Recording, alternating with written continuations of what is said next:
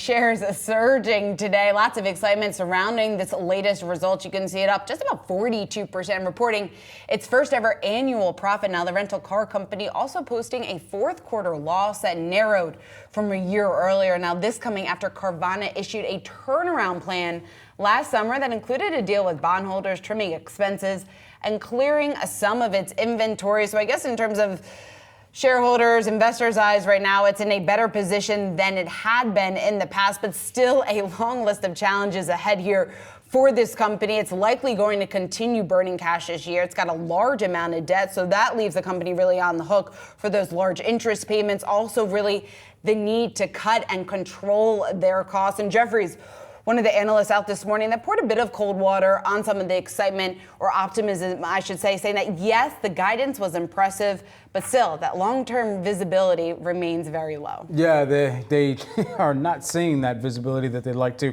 into that long-term profitability. They point back to the GPU. Now, if you're thinking of NVIDIA, and of course all of the fanfare around this week has been, you wouldn't be wrong to think that it's graphics processing units. It's not. It's the gross profit per unit in this Carvana case here. They believe that GPU, that gross profit per unit in recent quarters, has benefited from transitory tailwinds that may reverse once Carvana returns to more aggressive growth. Now, for where it stands right now, total gross profit per unit, the GPU, of about $5,730. That more than doubled year over year. Was actually about 4% above consensus as well. And they said that that's driven by about 22.5% upside to the retail GPU here. So ultimately, it's going to come back to where more of that visibility starts to exist within that long-term profitability and comes back to the GPU.